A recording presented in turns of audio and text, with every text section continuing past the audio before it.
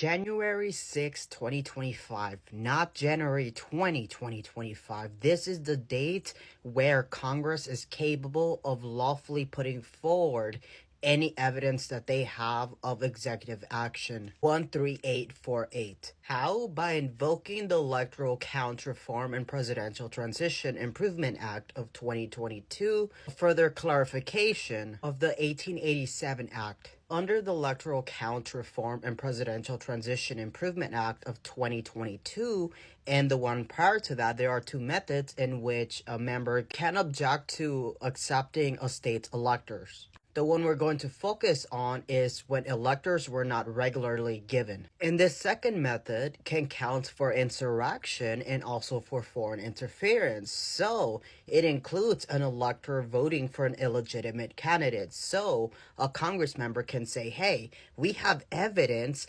that this candidate committed an insurrection, therefore it's illegitimate, or this candidate won through foreign interference and we have evidence. If and only if there is substantial evidence that there is foreign interference under Executive Order 13848, on January 6th, as they are going through the states where there is evidence of interference, one Democrat House of Representative and one senator must both object in writing and also sign this objection. Once the objection is raised and 87 members of the House and 20 members of the Senate accept the objection, the joint section, which is the January 6th certification, pauses. Both houses go into different rooms and they basically have up to 2 hours to debate and vote on whether the objection stands. For the objection to stand, 218 members of the House must agree and 51 members of the Senate must agree.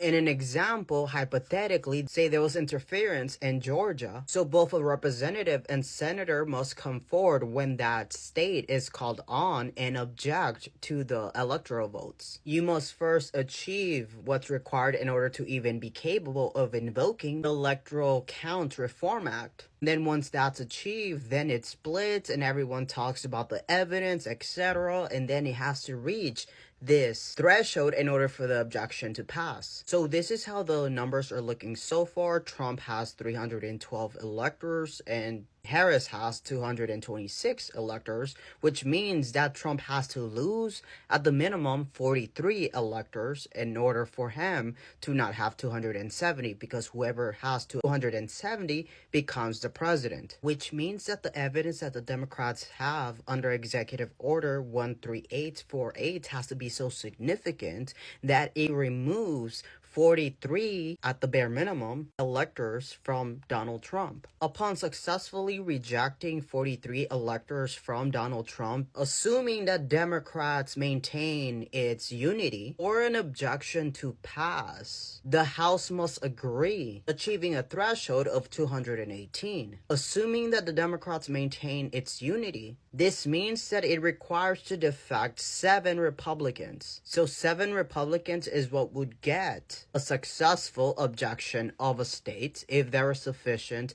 evidence of foreign interference and if the Republicans refuse to promote political party over country. And then obviously the Senate has to agree as well, but Democrats have 51, so if unity continues, then that's all that's required. However, if Republicans sit out, then the numbers shift with the amount of people who are actually there. To invoke ECRA, it requires 20% agreement, and in order for the objection to pass, it has to be a 3/3 majority. Now, let's say it's successful. We managed to convince some Republicans to actually have some weight on the evidence of foreign interference or insurrection. However, since the DOJ dropped the election interference case, I highly doubt that it's going to have to do with Section 3 Amendment 14. However, let's say that it's successful. What's next? Now, the rejected electors do not go to Harris, which means that there won't be an achievement of 270. What does this mean?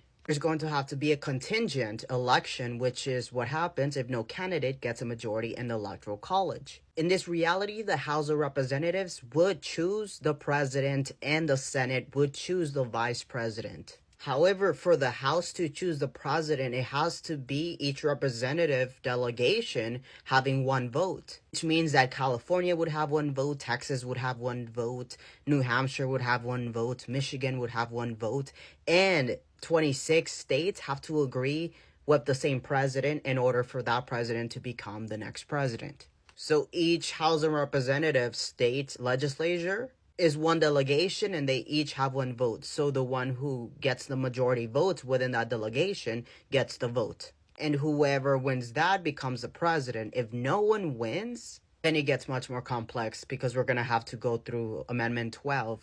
Ultimately, we don't really have clarification on it, so it's probably going to require Congress to rectify that. In the meantime, whatever vice president is chosen by the Senate will be president until it's solved. However, imagine this, a reality where Democrats have proven beyond reasonable doubt that there was foreign interference within certain swing states or certain states. And there's Congress members who still vote to put Donald Trump in the Oval Office. What does this mean? And can they be prosecuted under Amendment 14, Section 3 for doing so, if there is sufficient evidence of foreign interference? However, know that the most important thing to understand is that there has to be sufficient evidence of foreign interference or whatever is happening that will change the outcome of certain state electors. Say they find foreign interference in Georgia, in Michigan, and Pennsylvania, that's it already. Trump will not win the presidency. And all that's required are these thresholds. Primarily convincing, at the bare minimum, 7 Republicans to unite with the Democrats, to unite with America, to unite with our constitutional supremacy. But remember, Donald Trump has to lose at the bare minimum 43 electors in order for him to not win the presidency. And this will only occur by Democrats invoking the Electoral Count Reform and Presidential Transition Improvement Act of 2022 during the January 6th certification process, by putting forward the evidence that they probably found under Executive Order 13848. If there is nothing put forth on January 6th, then it means that Democrats have failed us, and I need us to understand this. On January 6th, we should be expecting for Democrats to challenge the electoral certification. Note the difference between January 6, 2021 and this January 6 is that the people, we the people, will not be over there causing an insurrection, because it is the duty of the politicians to uphold that evidence in order to change that. It is not up for us to pressure, and that's the problem, that it wasn't extended because there was actual evidence, but it was extended because there was an insurrection. That was the fault